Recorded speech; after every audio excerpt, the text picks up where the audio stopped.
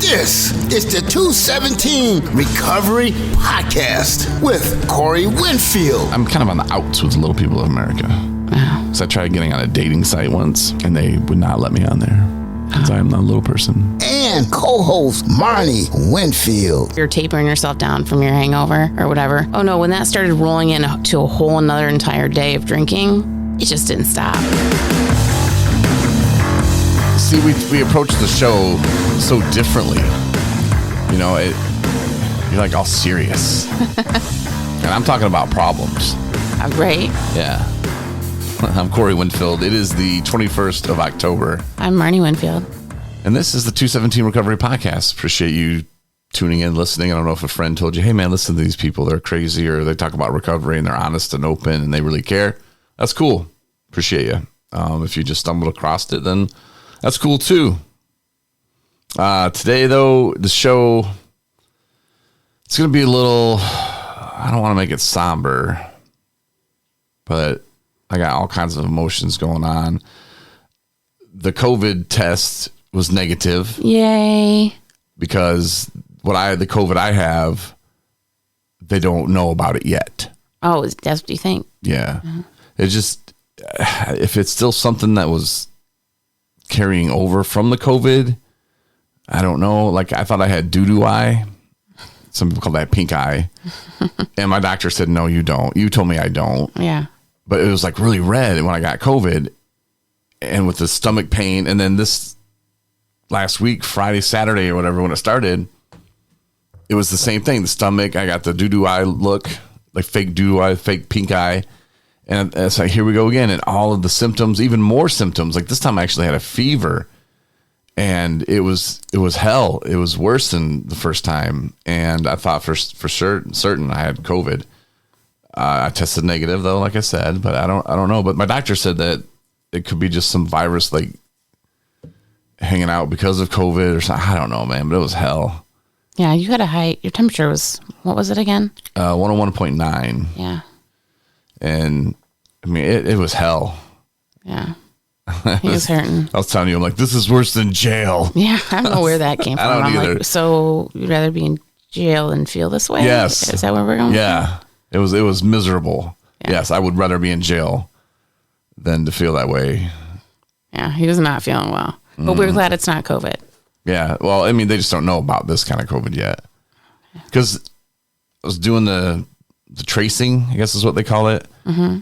And nothing makes sense except I got a package in the mail from a country named China.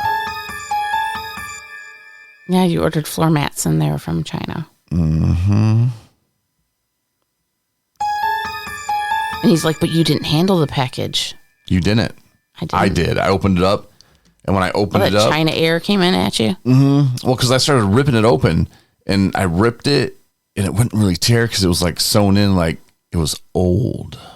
So I took scissors and I cut it. And when I cut it and I opened it, it was like, poof. Like I was like, ooh, what is that in my face? Ooh, it's not cocaine. Oh, no.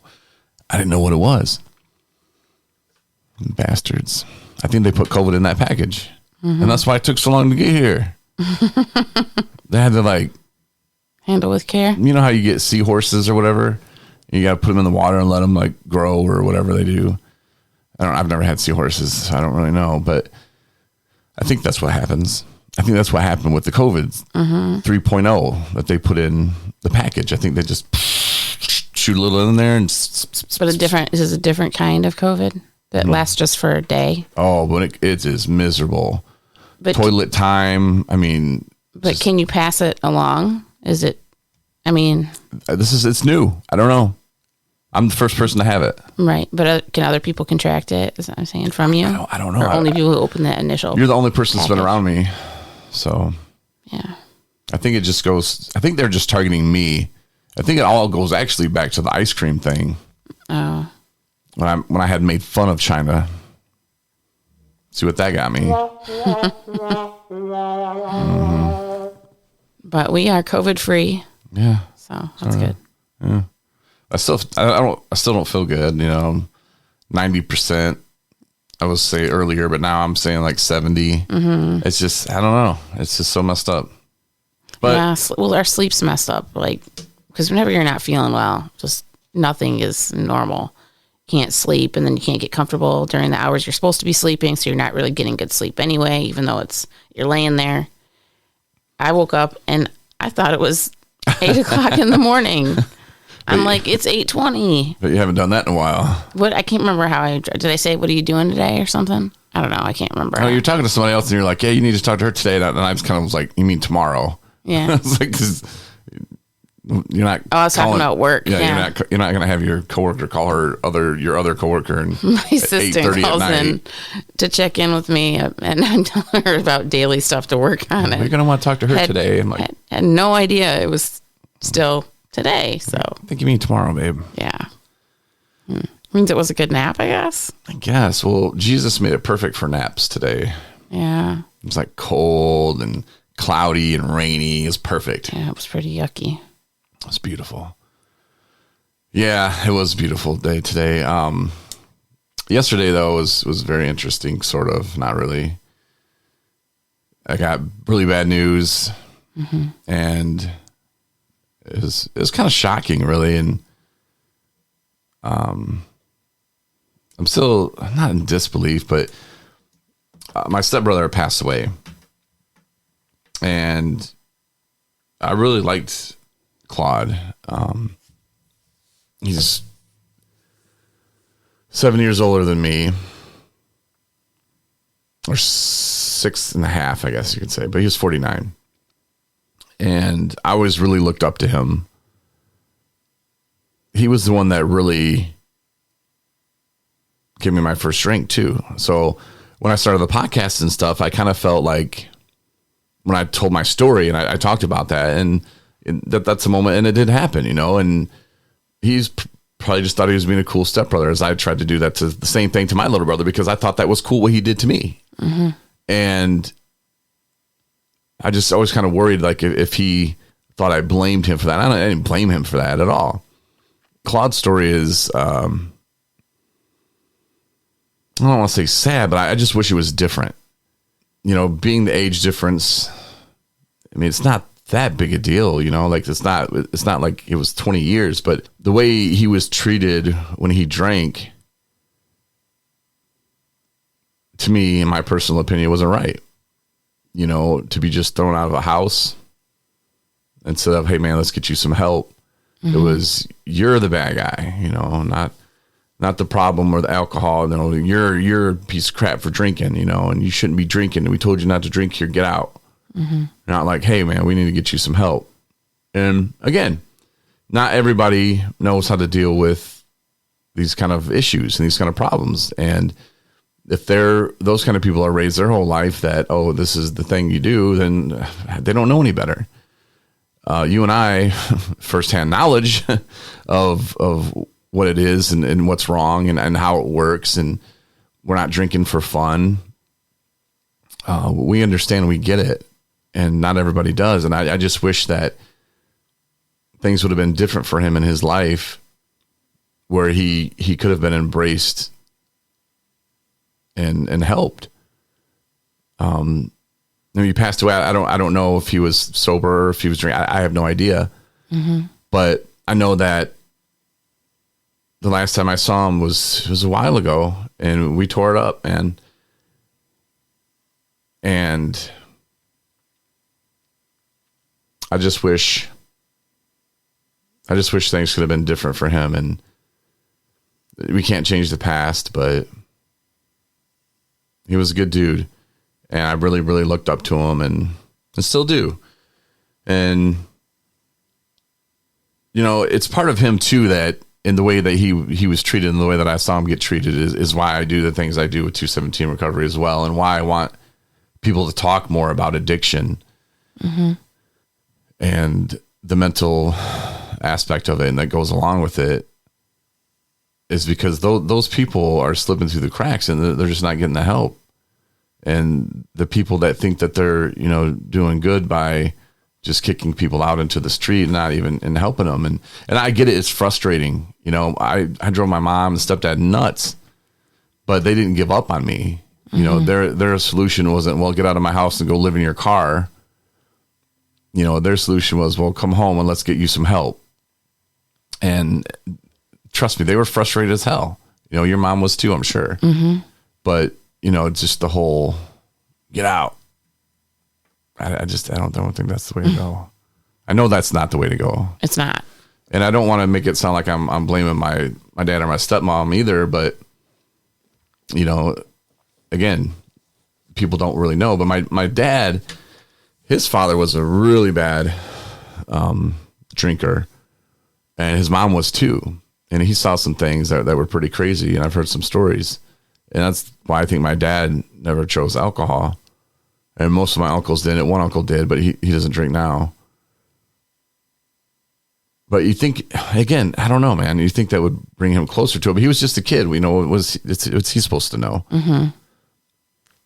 So you never really talked to him in your sobriety? My stepbrother Claude? Yeah, I did. Okay. And Charles and I, we go to, he's part of my Buffalo Wild Wings crew. We go once a week and just kind of kick it, you know, and just talk about football, just talk about life, you know. It's one of those social groups and things that it keeps us sober.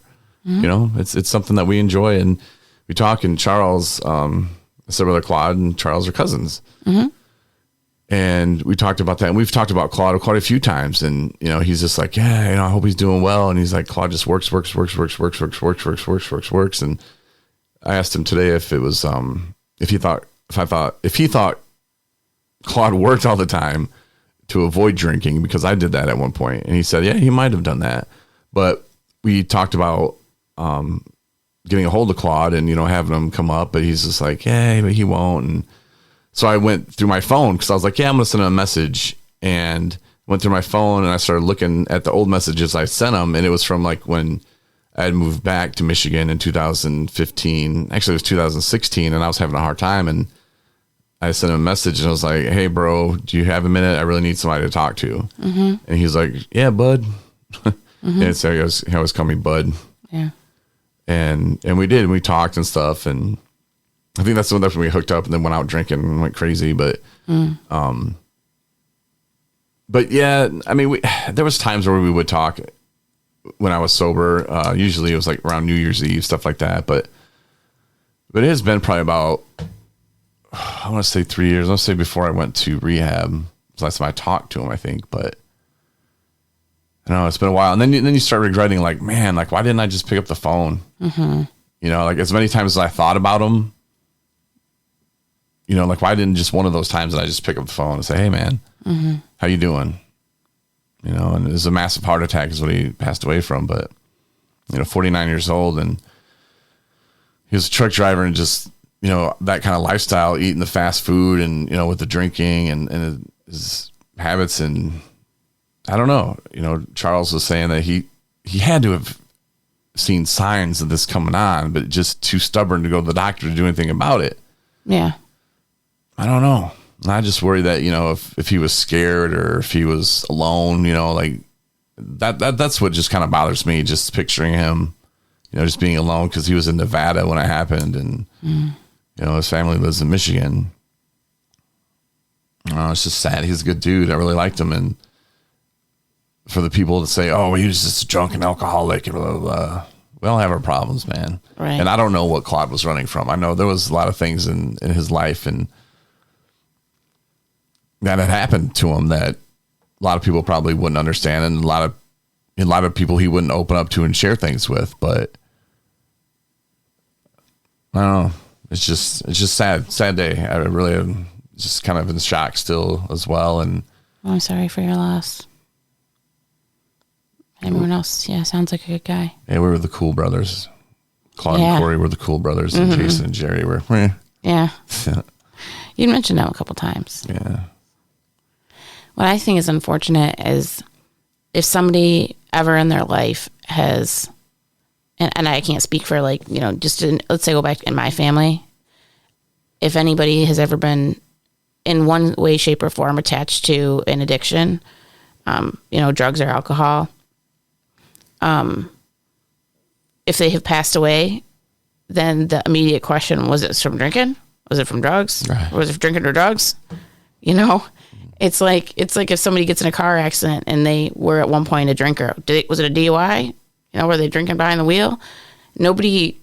We're already labeled. Like, we will never get ourselves out of that. It feels like that will always be something that people's first go-to response is to think that it has something to do with our addiction, because it's a deadly disease.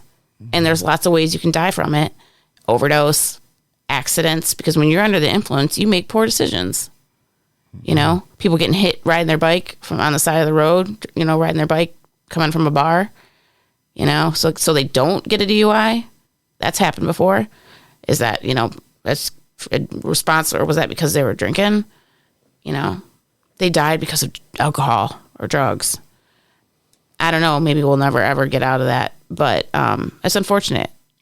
So, but yeah, you've brought him up before many times, you know, and you've always spoken highly of him. So all your family members, I'm sorry for your loss. Rest in peace. Yeah, it sucks. You know, it just goes to show you that you never know. Yep. And that's why I'm really glad that when I talked to my father the other day, you know, he called and I'd already heard the news, but I told him that I'm glad that him and I had made up, you know. Yeah. Because it's just not worth it. You know, I don't want to have those regrets the rest of my life. Mm-hmm. And I messaged my brother Jerry, my older brother, and he, you know, I was just like, hey man, you know, if Dad were to die, are you gonna have regrets? You know, because I mean, you never know, man. And I think it's time that they put their little differences aside too. And you know, that's their relationship, that's on them. But I'm not telling them what they need to do or whatever. But at the same time, I know how good it feels for me to be relieved of not having to worry about that, and to put the petty stuff aside. And just to move forward with a relationship. And sometimes people say things they don't mean, you know, and a lot of times it's because we're hurt. Most of the time it is because we're hurt and we want to hurt the other person like they hurt us. Absolutely. And maybe they don't know they hurt us. Well, they're going to know now because I know that all too well. And this is how we are as humans. But when you can notice that and then be the bigger man or the bigger woman or the bigger he or she or it, whatever you want to call yourself, and just put that aside and just say, you know what, I'm sorry. And you don't have to say, like with my father, I didn't say, I'm sorry I sent that to you. I'm sorry if that hurt your feelings. So I said, I needed to send that to him. It needed to happen the way it did. I won't handle that situation like that today. I will handle it much better. You know, I was really drunk at the time and I said some really nasty, mean things to him. I'm not sorry that I did. I'm sorry that it hurt his feelings, you know, and again, I'm a different person today. I don't react as much as I used to. I try to like calm down and act, and this is how I want to respond. So, but I'm glad, and my father's glad as well. Yeah, and I think it's absolutely beautiful, the fact that you've repaired that relationship. And I know there's still a lot that can be talked about and, you know, worked on and whatever, but that was something that you have vocalized to me ever since we met. You know, that has been just weighing you down. And you've even attributed, you know, some of the fact it's something that, I mean, we do have, and the thing is, we're not saying this person made me an alcoholic or what they did to me made me an alcoholic. There's lots of things that go together. Right. But there's things that fuel the fire. And that was one of them. And the fact that you could just pick up the phone yesterday and just hearing you talking to him, you know, and there was laughing and, you know, you were just reflecting on stuff that had some stuff that had nothing to do with anything, you know, and you know that when your dad looks at the phone and your number comes in, that he's going to pick it up, you know, and there's not that like, oh my God, it's my, you know, my son's calling. Should I get it? Should I not? You know, because I mean, he didn't sound like he didn't skip a beat answering that phone call, you know. Making jokes about me giving you COVID to wrap it all up. Love you too, Dad. So yeah, that was funny. No, but I think it's so beautiful. But so stuff like that when you're talking about, do you want to, you know, if you died tomorrow, would you want to take that with you? Repairing the things that you have today. and the why not? Because the majority of the issues that I have with people outstanding, and maybe that's maybe something I need to do. Maybe that's something we all need to do. And it's not in it's partially, you could look at it as like a men's list but as people that you feel like there's something undone. There's something unfinished.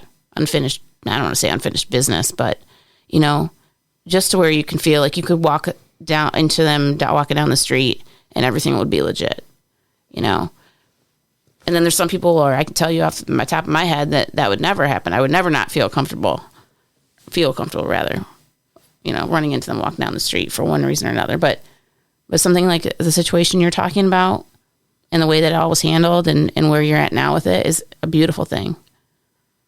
So. And it took me time, and I took my time with it. I didn't want to rush into it. Mm-hmm. Once I identified the problem of abandonment and what it was stemming from, that was 80% of the problem. Okay, let me just figure out, okay, there we go.